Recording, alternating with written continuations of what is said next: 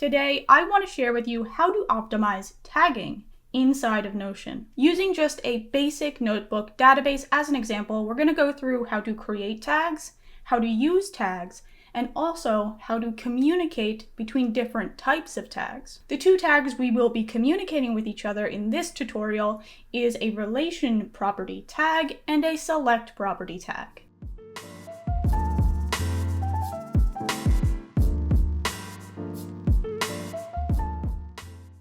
You'll notice in the title below that there is an FX. That indicates that this tutorial will rely on formulas. Okay, let's just get right into it. If you're starting this from scratch with me via the link below, you'll see these two links, one for a topic map, which is going to be a contextual tag, and one for a notebook. All of our notes are going to have two types of tags, an understanding tag, and the other one will be a contextual tag, which is a topic the note is under. And in this drop-down menu, you have four types of understanding tags: no understanding, some, good, and great. Let's give this a date property, maybe a created time property. And you can find this created time property down in the advanced section. This will give you a timestamp whenever a new entry is created. Now we're going to add another property for contextual tags. Going back to the main page, the topic map is what we're going to connect to. For example, topic 1 and topic 2. I have it inside of a gallery view so we can see each topic in a nice little button style. And to create this button style, go to Properties, go to Card Preview, and make sure it says None. All right, let's start connecting. So I'm going to create a new property here and call it Tags. Make it a relation property, and look for the name of that topic wall database, which is topic wall. Actually, it's topic map. Now if I click through this cell, I can select one of the topics I've already created, or I can create a new one. And if I click through to topic 3, it will give me a backlink to Note B. You'll notice it says related to Red's notebook. Let's just rename that to Notes. I can add another topic. Maybe this also is in topic 2. And I'm just going to go down the list, maybe do 4 different topics, create a new page, and fill out all of these cells for sample data. And then we'll take a look at how we can communicate between this understanding column and this tags column. Of course, I also have this created time property. Let's go back to the tag wall. If I go to topic 1, I see all my notes that associate with topic 1. But I also want to see all of the understanding tags. So to do that, let's create another property called understanding. And let's go down to the roll-up.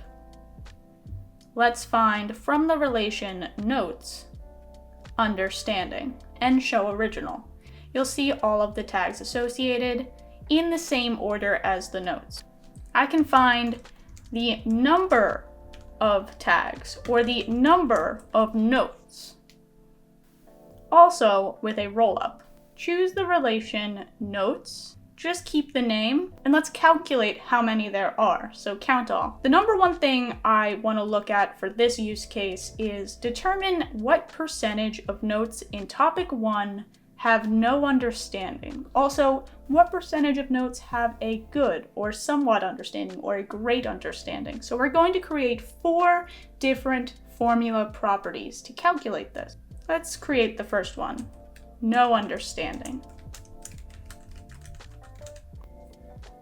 Down in advanced, there is a formula option.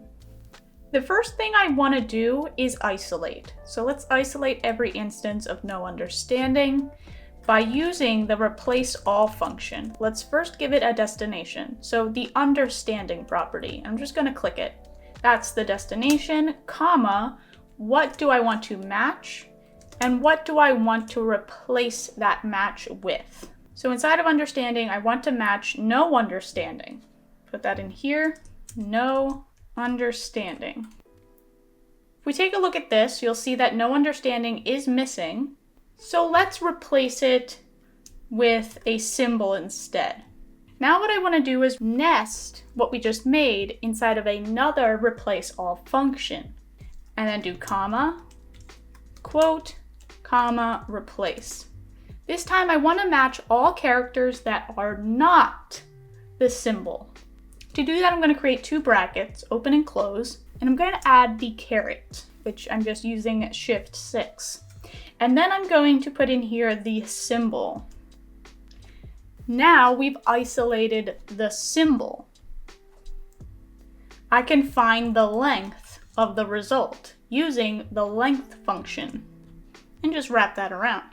And it shows me that I have one understanding tag. Let's add another note and make sure it says no understanding. Now it says there are 2 instances of notes that have low understanding. Now what I can do is find the percentage, and that's just dividing by the total amount of notes, which we've already determined with this rollup. So what I can do is just say divided by notes. We're going to turn it into text. Before we do that, multiply this by 100 and then round this number just in case the number has too many decimal points. I can turn this number into text by wrapping a format function. It looks the same, but now it's technically a text property. And with this text property, I can say plus and put inside of quotes a percentage sign. Before this number, I'm going to say quotes plus no understanding. I also may want a little bit of styling. I have these 2 emojis here that I can paste inside that I want to use. Part of this, let's just copy and paste 3 times. From here, I can duplicate this property and make another one for some understanding. And this one will be a lot easier to create. We just have to make some changes, like some understanding instead of no, and down here as well. And I want to add one more filled block. I filled out the rest off camera. We have no understanding, some, good, and great. So why do I have it designed like this? Let's actually move this guy down here and go to the tag wall. Let's go to properties and toggle on no understanding, some, good, and great. And I want them all organized in that way. So let's drag some of this up. So this is just another way to communicate between tags and to also visualize other tags within databases. Now let's take a look back at that notebook and just finalize it. And I want this table view to actually be a gallery view just like my tag wall. Properties, I want them to stay medium, and I want to see understanding. I also want to see the created time. And let's call this maybe notebook. And let's make another view. Call this understanding. This is the classic way of visualizing tags. That is with the board view. And you'll see that we've kind of pivoted the table, hide that, with our understanding tags and all of the notes that relate underneath.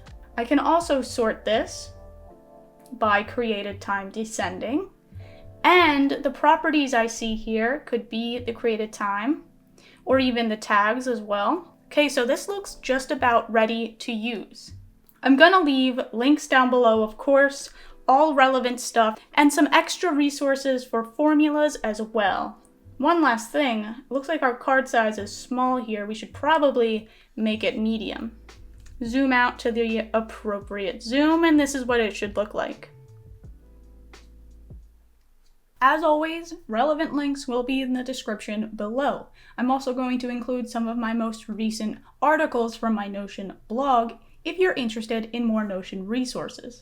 So I'll see you guys the rest of the week on Twitter, and next time with a new video, probably a workflow tour from my personal Notion workspace. See you then.